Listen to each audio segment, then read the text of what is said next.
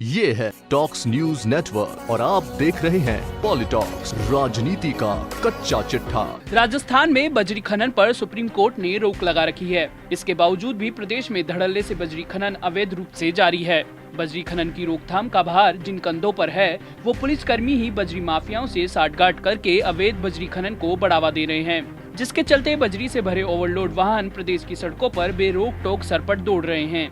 ऐसा ही एक मामला देखने को मिला शुक्रवार सुबह सवाई माधोपुर जिले में, जहां विधायक दानिश अबरार ने खुद बजरी माफिया और पुलिस के इस गठजोड़ को उजागर किया।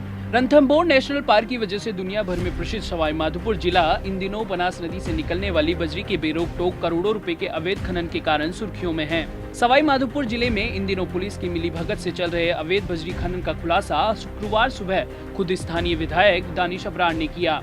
हुआ कुछ यूं कि विधायक अबरार शुक्रवार सुबह करीब 5 बजे दिल्ली से अपने विधानसभा क्षेत्र सवाई माधोपुर जा रहे थे। इस दौरान क्षेत्र के बगड़ी टोल नाके के पास पुलिसकर्मी बजरी से भरे ट्रैक्टर ट्रॉली चालकों से अवैध वसूली कर वाहनों को निकलवा रहे थे। इसी बीच विधायक की गाड़ी देखते ही एक दिशा में बजरी माफिया तो दूसरी दिशा में पुलिसकर्मी भागने लगे। विधायक अबरार ने इस पूरे घटनाक्रम को अपने मोबाइल कैमरे में कैद कर लिया। इसी दौरान विधायक अबरार ने इस पूरे मामले की सूचना जिला पुलिस अधीक्षक सुधीर चौधरी को भी दी। इस पूरे घटनाक्रम पर विधायक दानिश अबरार ने दौसा व सवाई माधोपुर पुलिस पर बजरी रोकथाम व सुप्रीम कोर्ट के आदेशों की पालना के प्रति उदासीनता बरतने का आरोप लगाते हुए बताया कि रोजाना करीब 500 ट्रैक्टर ट्रॉलियां सवाई माधोपुर की बनास नदी से बजरी भरकर लालसोट के लिए बगड़ी टोल टैक्स से निकलती है। इसकी पुष्टि बगड़ी टोल टैक्स पर लगे सीसीटीवी कैमरे की रिकॉर्डिंग देखकर की जा सकती है। लेकिन स्थानीय पुलिस और अधिकारियों की मिलीभगत से बजरी खनन का अवैध कारोबार दिनों दिन फल फूल रहा है। विधायक अबरार द्वारा इस पूरे मामले को पुलिस अधीक्षक सुधीर चौधरी के संज्ञान में लाए जाने के बाद अधीक्षक चौधरी ने अवैध बजरी परिवहन में शामिल आरोपी पुलिस वाहन चालक कांस्टेबल को निलंबित कर दिया।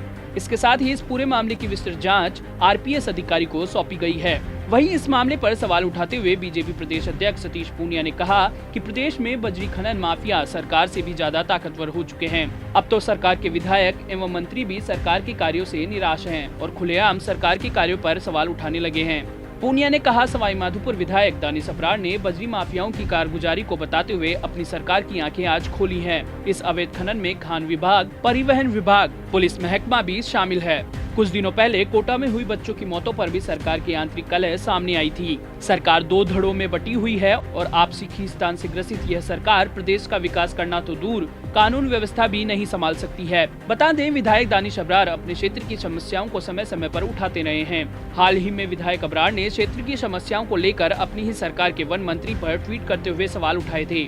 इसके साथ ही पिछले दिनों सवाई माधोपुर स्थापना दिवस के मौके पर पर्यटन मंत्री विश्वेंद्र सिंह और राजसमंद से बीजेपी सांसद दिया कुमारी के एक साथ कार्यक्रम में मंच साझा करने पर भी सवाल उठाते हुए अबरार ने कार्यक्रम का बहिष्कार कर दिया था।